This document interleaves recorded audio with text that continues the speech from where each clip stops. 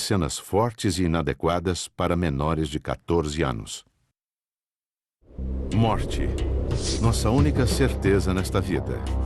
Dela ninguém nunca escapou, nem nunca escapará.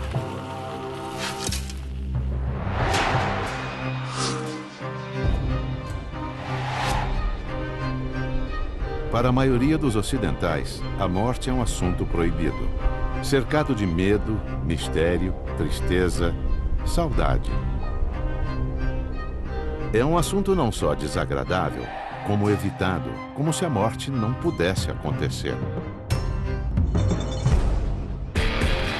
No entanto, existem profissões em que não só é necessário encarar a morte todos os dias, como também tocar nos mortos. Uma mulher que enfrenta a violência e a fatalidade ao investigar cenas de crimes.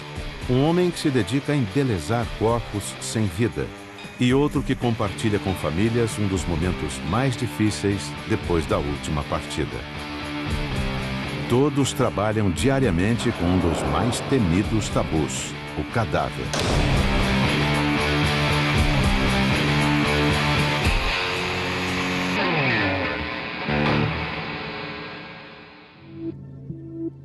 Santos, litoral sul de São Paulo, 2 horas da madrugada.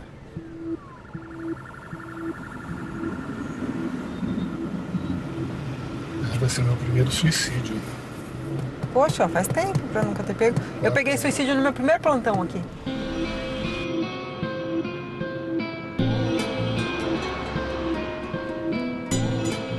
Quando alguém morre de causas não naturais, o caso é de polícia, mas não de qualquer polícia. A polícia científica tem uma rotina intensa e desgastante. Um dia a dia de cara com a morte.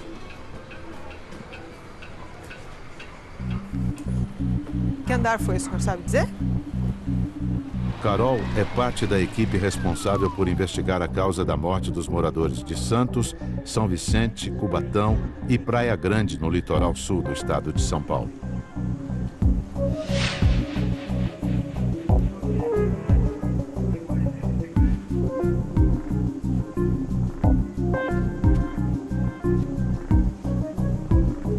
De fora, quem não é do meio, tem uma expectativa sobre o nosso trabalho quando a gente fala que é perito, é um pouco baseada no que é visto na televisão. Mas não é bem assim a nossa realidade. Tem algumas coisas que são mostradas lá que a gente faz aqui, alguns reagentes que a gente usa e tal, mas de uma maneira geral é um pouco diferente. Tá quente ainda, foi agorinha. A reação que as pessoas têm quando a gente diz que é perito, ou elas fazem essa associação com os seriados, ou elas não fazem a menor ideia do que você faz. Falam, perito? Perito do quê? Aí eles pensam que é perito médico, né? Perito para aposentadoria. Não, não é. Perícia de local de crime. Mas você faz o quê? Não, a gente vai nos locais. Mas se tem morto, vai... mexe no morto, mexe. Então, assim, tem essas duas reações bem distintas. Ou as pessoas veem na TV, ou elas não fazem a menor ideia do que é o seu trabalho.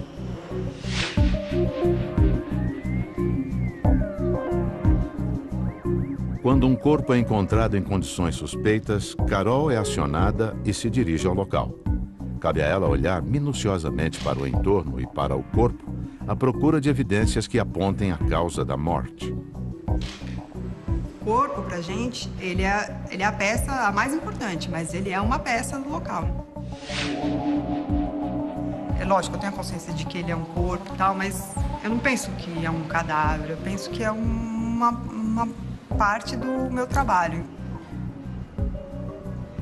A gente procura sempre uma lesão de defesa, alguma coisa que a pessoa tenha tentado, porque uma pessoa para ser jogada, ela tentou se segurar, ela tentou ou na pessoa que estava jogando ou se segurar nas paredes durante a queda, e não tem nada, tá inteiro.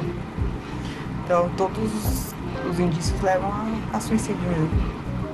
Carol está constantemente não apenas de cara com a morte, mas com a sua pior versão, a morte violenta. Mas tá vendo as mãos que a gente vê que não tem unha quebrada, arranhão, nem nada, que é o detalhe da tela. Eu falo muito naturalmente sobre a pessoa que estava morta, estava faltando um pedaço, e às vezes eu vejo que as pessoas estão me olhando esquisito, porque eu perco o parâmetro. Para mim é tão comum, e eu tô acostumada a conversar com pessoas do meu meio, que para elas também é comum, que as pessoas se assustam até.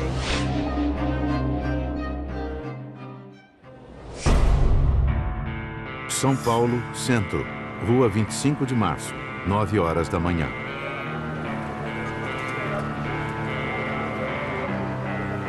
Eu já fiz fisioterapia, trabalhei com esporte, trabalhei com a parte de neuropediatria, já trabalhei com gastronomia, já joguei, fui jogador de basquete e tal, mas acho que agora achei assim o que eu queria fazer, em termos de profissão.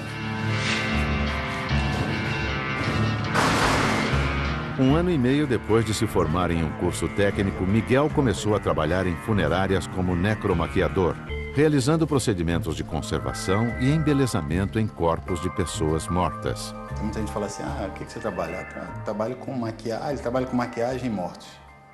E muitas vezes a pessoa associa com maquiagem normal e que fazem vivos.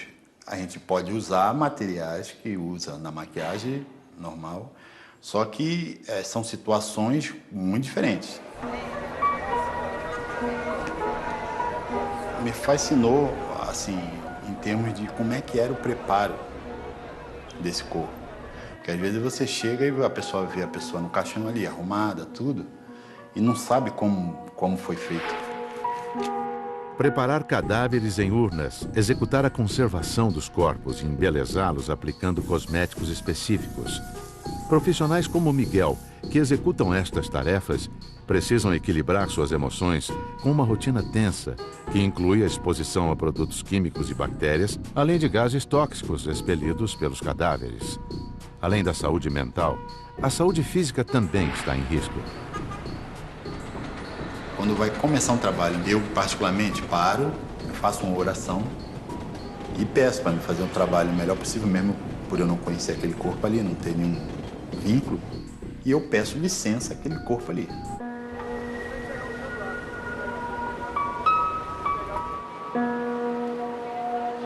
Tem que saber muita anatomia da face, isso aí já é o básico do básico. Tem a parte de direito, tem a parte de traumatologia, tem a parte de maquiagem, né, que é a base da maquiagem normal mesmo. Aí dá quanto? Essa parte da carne de porco a gente usa na parte de sutura.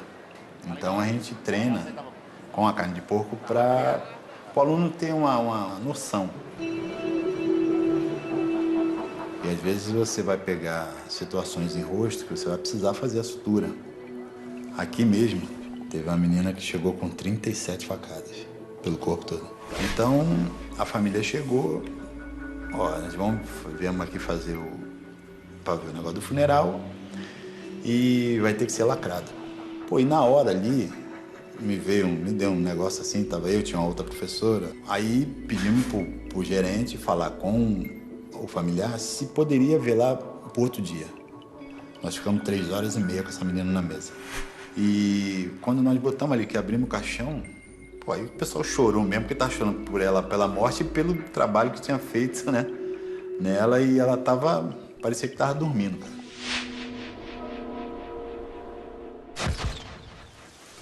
Rio de Janeiro, bairro do Caju, 8 horas da manhã.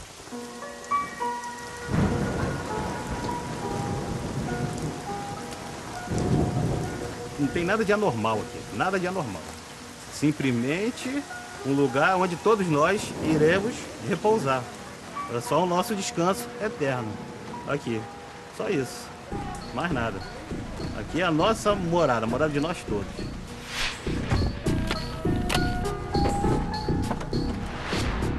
Gilson trabalha há 19 anos no cemitério São Francisco Xavier, um dos maiores cemitérios do Brasil, inaugurado em 1851. Hoje são realizados nele cerca de 40 enterros e 30 exumações todos os dias.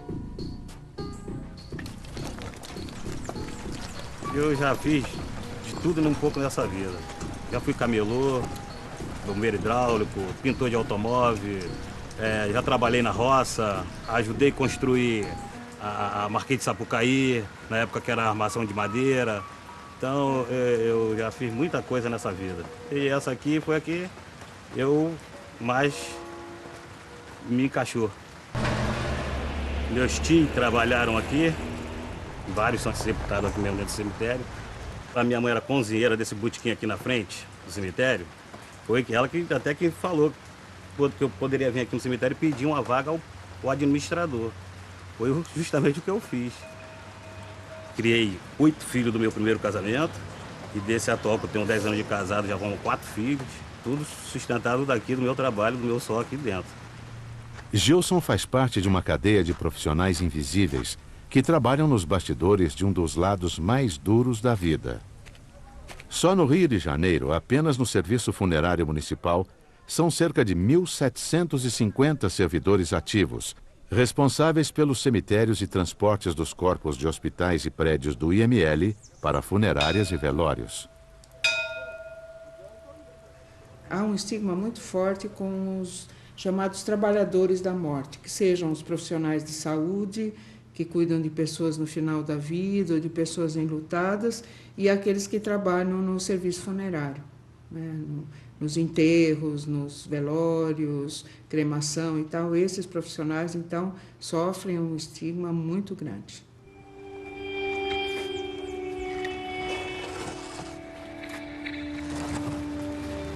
Logo no começo foi difícil, era pesadelos um atrás do outro.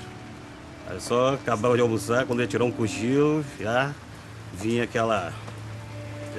um pesadelo, que, sei lá, uma coisa assim meio pesada, sabe?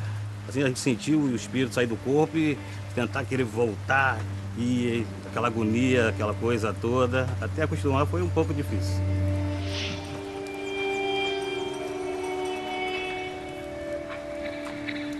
E logo no começo, quando eu trabalhei, era uma coisa mais, assim, mais forte. Antigamente era aquele caixão de tábua, né?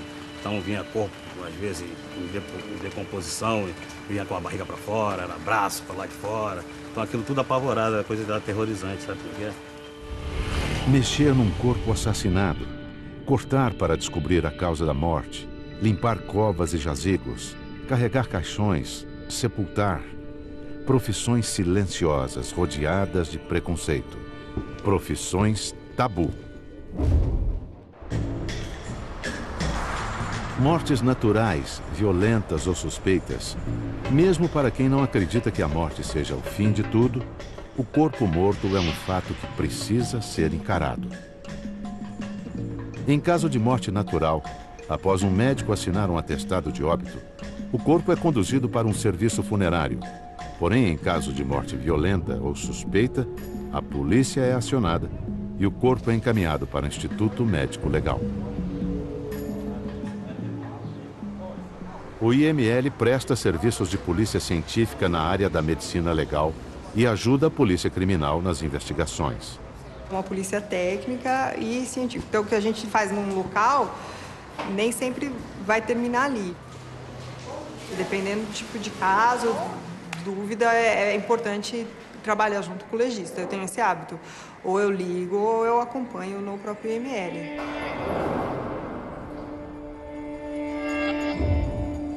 Entre outras atividades, o IML realiza perícias em cadáveres e ossadas. Os profissionais que exercem essas funções são todos policiais. Mais um suicídio. Vou botar ele aqui, ó. O meu trabalho é ajudar o médico legista. O que a gente faz? O cadáver vem pra gente do jeito que ele é encontrado. Então, se ele é encontrado na rua, ou numa residência, ou no local que ele faleceu, da maneira que ele estiver lá, eles mandam pra gente. Então, o que a gente faz? Ele é acondicionado numa mesa, aí nessa mesa a gente tira toda a roupa dele, fotografa ele algumas vezes quando é necessário, examina todas as partes do corpo dele, depois de lavar, e aí começa o legista a fazer o exame.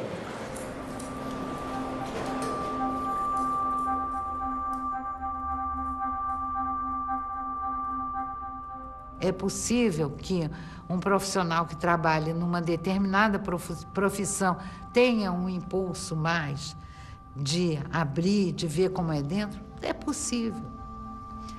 É possível que um jornalista seja um curioso fofoqueiro? É possível. porque você desenvolve mais algumas habilidades em determinadas profissões. A questão é sua postura ética. A primeira vez é um pouco esquisito, sim, porque até então você só tinha visto por foto, né? Mas ver ali ao vivo, a primeira vez que você vê, você fica um pouco, não sei se é impressionado, mas não é uma coisa normal, né? Porque a gente também lida com morte violenta, né? Então, eu acho que o impacto também é estar vendo ali que aquela pessoa foi alvo de uma ação violenta. Algumas pessoas perguntam para mim, já se mexeu? Você já viu um vulto? Ele já levantou? É lógico que existem reações normais do cadáver. Por exemplo, você joga uma água nele, ele arrepia, o cadáver, ele cresce o cabelo, ele cresce a barba. Então é como se ele estivesse vivo. Há controvérsias sobre as reações do corpo depois da morte. Alguns acreditam, por exemplo, que o cabelo continua a crescer. Mas grande parte da ciência nega isso, dizendo que a morte é o fim das funções físicas. A única verdade que a gente tem desde que nasceu é que um dia iremos morrer. Eu acho que ela se torna mais importante porque ela não define quando vai acontecer para o indivíduo. Lidar com ela é difícil, porque toda vez que você lida com ela, você está lidando inconscientemente com a sua morte. Por mais que você ache que convive com a ideia é presente para todos, ela no fundo assusta um pouco a gente. Colher sangue, vou colher sangue. O auxiliar de necrópsia, o médico legista, os serviços funerários, perito que vai em local. Então, todo esse pessoal que mexe com o cadáver dá temor em algumas pessoas, né? Você falar em cadáver, todo mundo já foi credo. A pessoa tem um pouco de preconceito, realmente. Tá bom, né? Tá feito. Eu acho que a morte é um tabu. Eu acho que as pessoas sabem que vão morrer, sabem que é o final. É uma certeza que tem, mas ninguém gosta de falar, nossa, na família, assim, quando tem que pagar a prestação do jazigo. Ninguém não quer nem falar disso, porque não quer nem pensar na possibilidade de ter que usar um jazigo, né? Então, eu acho que as pessoas evitam falar, eu acho que é um tabu, sim.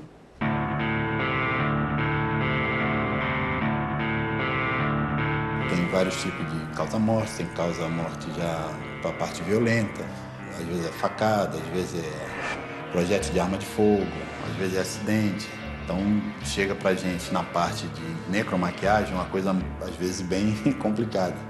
Aí você tem que usar a imaginação e também a parte de estudo, né? Pra pessoa chegar ali no velório, olhar esse rosto, esse corpo, e ela ter um alívio. Uma das coisas muito importantes da questão da grande separação, que é a morte, será que eu posso guardar uma imagem dessa pessoa que morreu?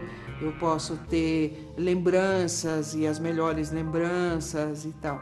Então, esse é um aspecto muito importante para a elaboração do luto. Muitas pessoas dizem, puxa, eu olhei para o rosto da pessoa e parece que agora ela descansou. Gente, a nossa aula de hoje vai ser a parte de necromaquiagem e a parte de sutura. Bom, agora nós vamos começar a parte de higienização e a sequência da maquiagem. Hoje existem várias escolas que oferecem cursos de necromaquiagem por todo o Brasil. São cada vez mais os interessados nesta área, atraídos principalmente pela possibilidade de bons salários. No entanto, nem todos que começam o curso conseguem colocá-lo em prática. Além das dificuldades técnicas e emocionais próprias, o profissional terá que lidar também com as dos familiares do morto. Você tem que estar sempre se informando com um parente, procurar aquele parente que esteja em melhor condições naquele momento ali para você poder conversar isso com ele. Porque às vezes você pode tirar um bigode, uma barba e descaracterizar essa pessoa. E aí tem pessoas que não aceitam. Pô, ele usava barba desde tal, ele não pode tal. Em termos de religião, por exemplo, o evangélico, pode acontecer de estar numa situação ali, não dá para arrumar o cabelo, em termos da ornamentação, mas eles não pode cortar, não pode ter, isso aí não existe.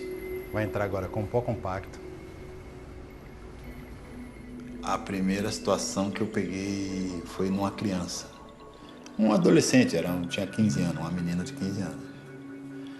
Então, tu já podia fazer alguma coisa em termos de maquiagem, ela tinha alguns cortes no rosto, né? Então, foi uma situação que tu fica ali, né, meio de cara, assim, já a primeira, tu já tive que ter um jogo de cintura muito grande. Batom. Querendo ou não, você grava o rosto. À noite eu não dormia direito, entendeu? Eu tinha que, às vezes, sentava, ia, tomava uma água em casa e tal, mas no começo foi complicado por causa disso. Mas depois você vai acostumando. Não é que fica uma coisa, assim, tranquila, fácil, entendeu?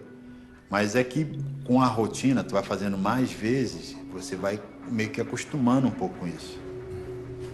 Bom, gente, agora nós vamos fazer um pouco de treino de sutura. Eu trouxe aqui um pedaço da carne de porco. As pessoas têm a ideia que se você trabalhar com a morte, você vai se contaminar com essa morte do ponto de vista psíquico também, você vai ficar tomada por isso. A morte é difícil, né? Ela mexe com sentimentos muito profundos e tal, e o corpo morto ainda é uma situação que para muitas pessoas causa nojo, repulsa, susto, medo. Então, os profissionais que trabalham com isso é como se eles incorporassem esses sentimentos. Então, há um não reconhecimento e, pelo contrário, um certo horror em relação ao trabalho deles.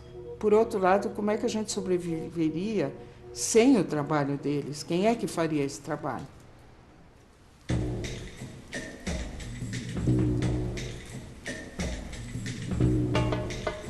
Para a família, cuidar dos detalhes da morte de alguém querido é bastante penoso. A burocracia envolvida e as difíceis decisões em meio à dor da perda tornam o processo ainda mais sofrido.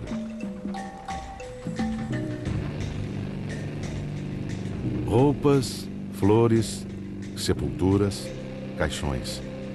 Uma teia de opções que pode custar muito caro. Todas fazem parte do mercado da morte.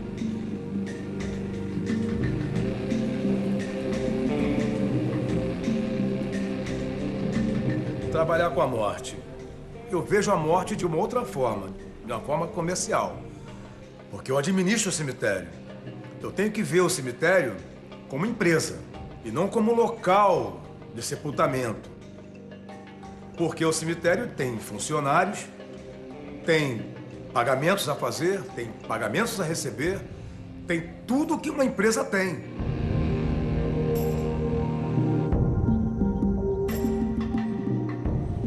Tem pessoas que têm medo só da palavra morte, cemitério. Tem pessoas que têm trauma. Conheço pessoas que não colocam os pés no cemitério. Mas para mim ela não é um tabu. Para mim ela é um comércio.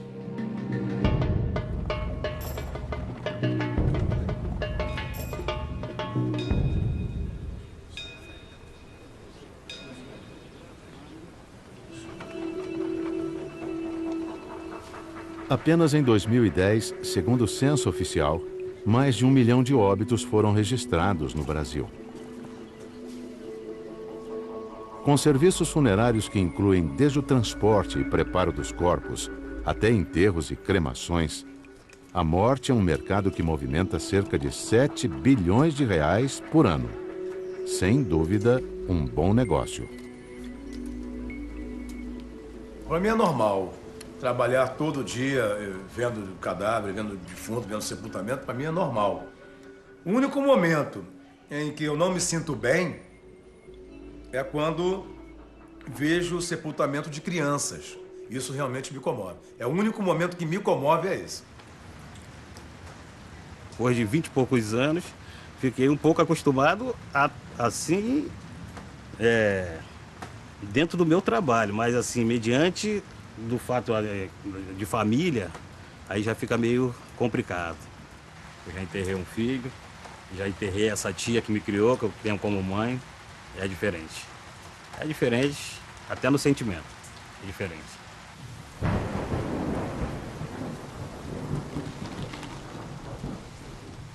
Mais sofrido, mais difícil, é quando me colocam para trabalhar, para sepultar nos carneiros de anjo, os carneirinhos de criança. é a parte que eu já não gosto, que eu não gosto nem muito de relatar a respeito, porque já fazendo o sepultamento de uma criança, a mãe, o sentimento de uma mãe, eu acho que é muito forte, então aquilo toca, aquilo choca muito.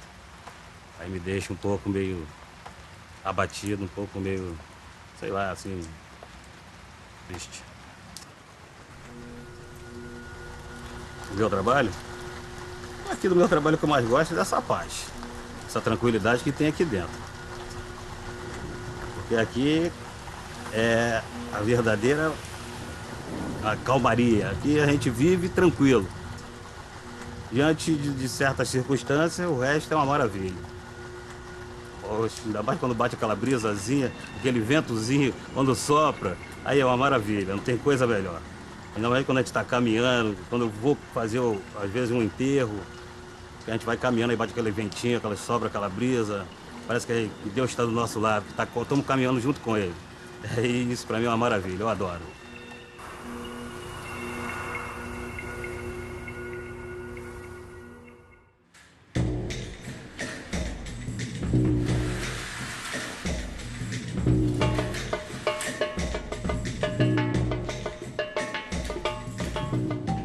Enterros, cremações, embalsamamentos.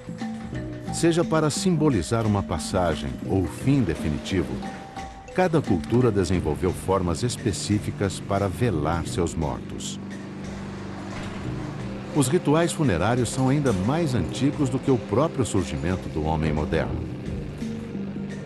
Pesquisadores encontraram na Ásia e Europa evidências de rituais de sepultamento de pelo menos 60 mil anos.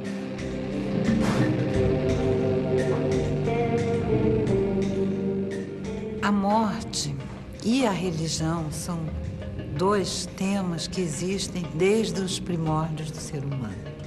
Eu acho que tudo isso que se busca fazer é para que se torne suportável, para disfarçar como é feio, como é terrível a morte. Tem alguém que diz que a morte é como você olhar o sol, meio-dia, aquele sol forte, encarar o sol. Ninguém aguenta. É muito pesado, é muito difícil. É muito angustiante. Tem casos que você pega casos complicados, principalmente com criança. Você aqui, você tem que parar e... meu trabalho, eu não posso... Não sou frio, mas eu não posso... Meu emocional tem que estar legal, porque senão o trabalho não sai. Porque tem gente que se emociona, já trabalhei com amigas minhas, estava trabalhando junto, e ela não conseguia fazer. Às vezes você precisa, mesmo criança, precisa suturar. Então, essa parte emocional, você começa a se deixar entrar naquilo ali e se emocionar com aquela criança ou com aquela pessoa que está ali, o trabalho fica mais difícil um pouco.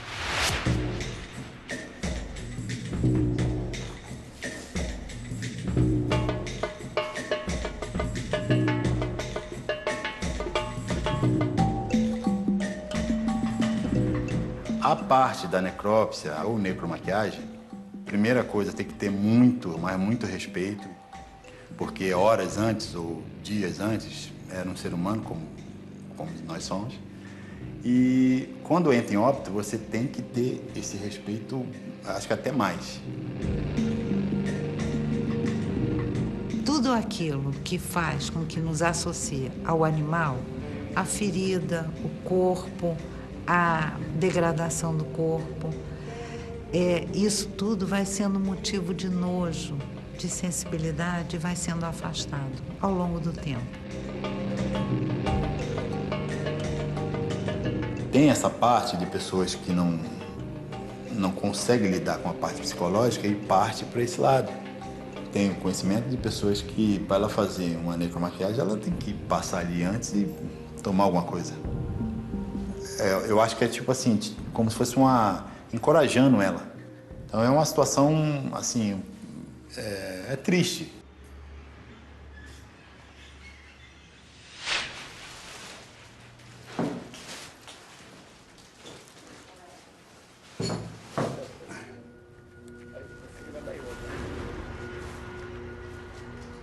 Para mim, hoje em dia, eu não tenho medo da morte, não. Eu via de uma outra forma, mas um tempo atrás, entendeu? Então, a partir do momento que eu entrei nessa profissão, você vai vendo algumas coisas e você Hoje eu penso de uma outra maneira. Eu acho que cada um de nós tem a hora certa, né? Dizem que tem a hora certa. E procuro fazer o trabalho e seguir em frente. Mesmo sendo um ente querido, eu tiro pela morte da minha mãe. Quando aconteceu, eu já estava nesse meio aí, entendeu? Pô, eu tive cabeça, assim. Eu fiquei ali, fiquei triste, mas fui centrado, entendeu? Eu acho, assim, que eu só chorei mesmo. Foi a hora que ela estava na hora de enterrar minha mãe. Aí eu chorei.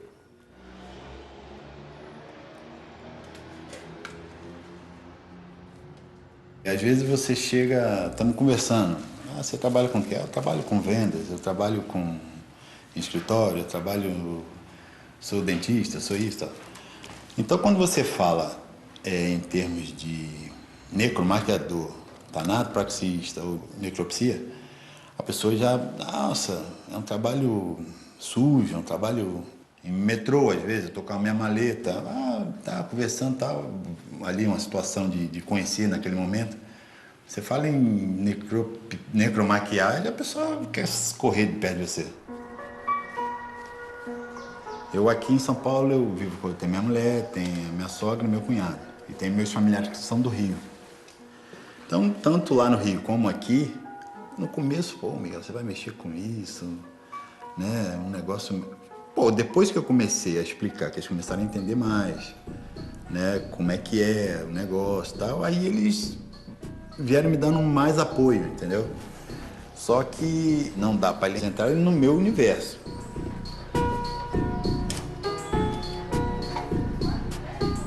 Eu conheci o Miguel numa balada. E aí a gente se conheceu num papo desse, assim, meio informal. E ficamos amigos durante 15 dias, 15 horas e 15 anos. No primeiro momento, vamos supor, eu não me senti incomodada.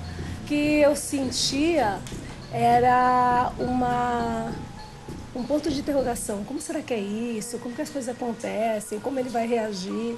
Então, eu estranhei, mas não tenha ficado incomodada.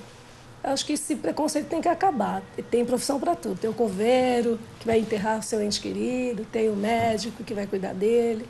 Então, eu rezo muito para que isso passe. Os policiais forenses são muito valorizados pelos seriados de TV americanos. Neles, os equipamentos são de última geração.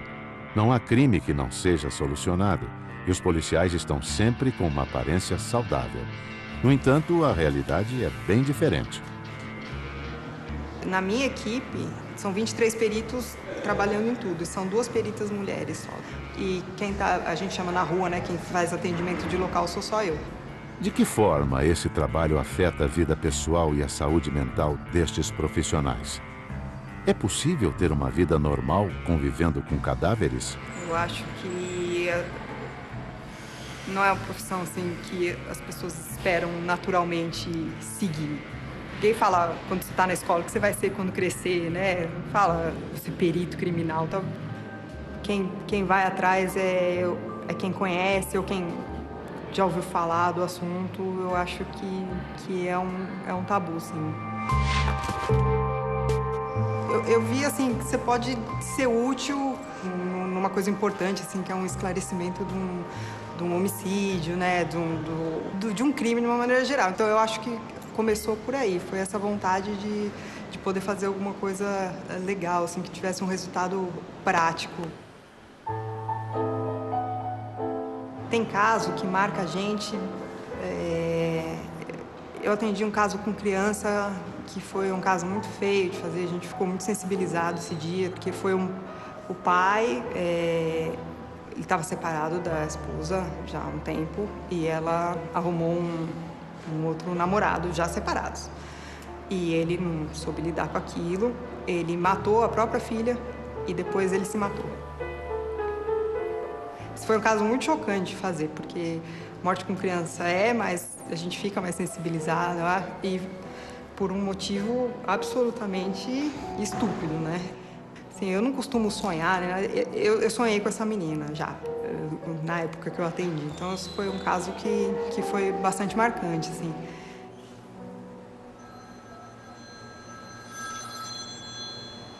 Alô? Oi, tudo bem? O que você tem aí? Um homicídio.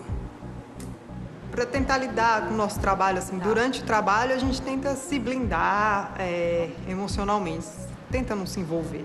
Eu acho que não é indiferente, indiferente ninguém é. O dia também que eu ficar indiferente a um caso, falando, ai, mais um, que saco, eu mudo de trabalho, porque eu acho que é isso que, essa indignação que tem que te instigar a tentar solucionar aquilo. Mas a gente não tenta se envolver, a gente atende tudo, mas saindo de lá, é um laudo para você escrever, é um caso que você atendeu. Eu faço terapia, eu comecei logo que eu comecei a trabalhar, e eu faço, e eu acho que é fundamental também. Porque você vai, conforme vai aliviando já na medida que vai acontecendo. Eu entendo que eu não estou deixando as coisas acumularem, né? Já estou tentando resolver as coisas por ali.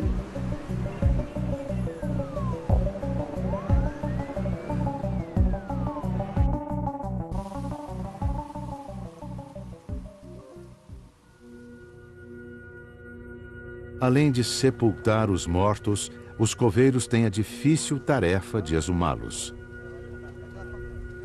A exumação ou retirada dos restos mortais da sepultura acontece quando a justiça determina a investigação da causa de uma morte ou para o reaproveitamento do espaço do jazigo. O coveiro vai na sepultura, abre a sepultura, retira os restos mortais e os restos do caixão, separa os restos mortais, identificando, e esses restos mortais vão ser depositados num ossário geral.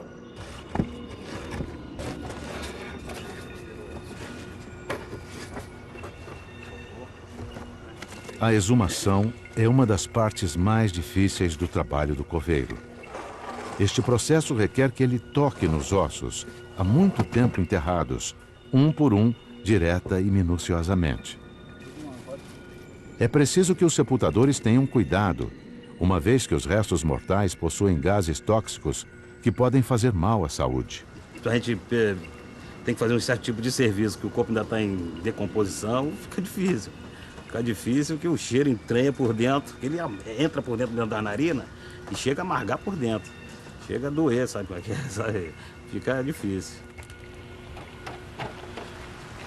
Tem pessoas que não têm assim uma estrutura para que possa segurar esse tranco aqui, essa barra não. Muitos precisam, sim, de um tratamento psicológico, até neurológico, porque tem pessoas até que se desequilibram. Teve um outro rapaz, ele veio trabalhar aqui, acho que ele não ficou nem uma semana. Ele começou a pirar, endoidou, ficou lelé, sabe como é que é? Ele foi embora, a mulher veio aqui, falou que ele tava vendo coisas, tava vendo fantasma, tá endoidando.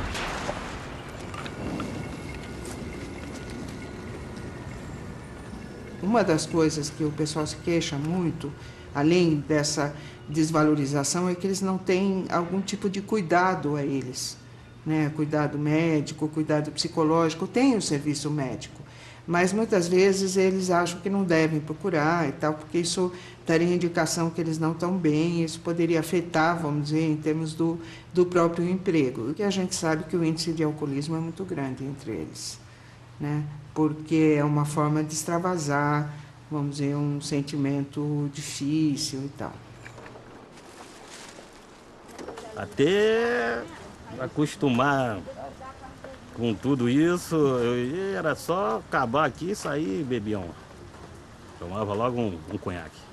Bebi muito, às vezes mesmo até quando fazia uma exumação que estava um pouco assim fora do anormal, já saía direto daqui lá para fora para beber. Bebi muito. Hoje em dia não, hoje em dia tô caminhando, sou novo convertido, mas já bebi muito.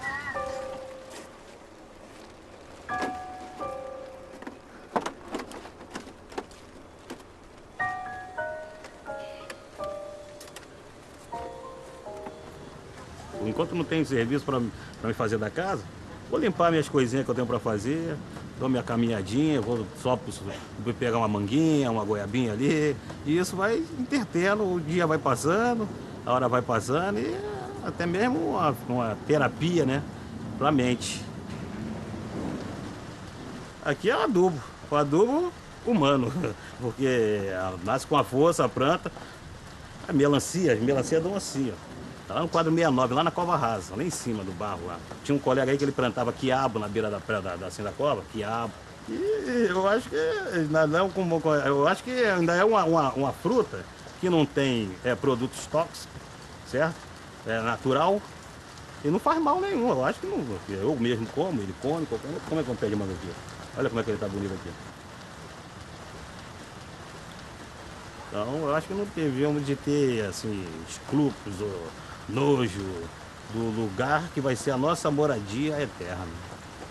Acho que nós devíamos zelar por ele e tratar muito bem.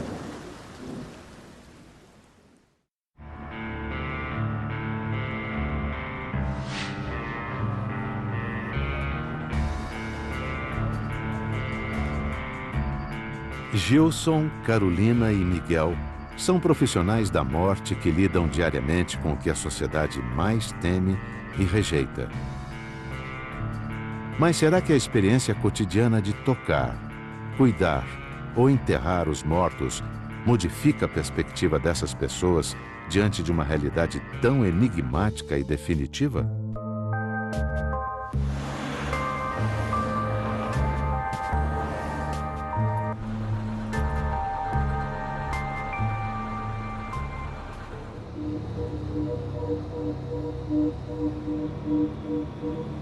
Trabalhar direto com a morte muda muito a sua percepção, porque a morte está ali, ela pode acontecer a qualquer momento.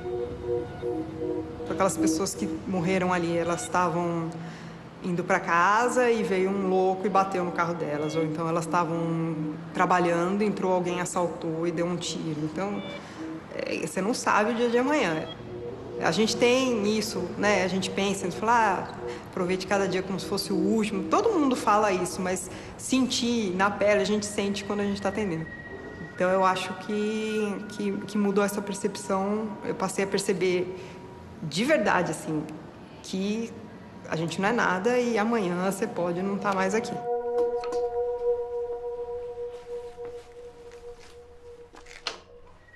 Psicologicamente, eu acho que mudou muito. Eu não sei se a palavra certa é um medo, e acho que a maioria das pessoas tem em termos da morte.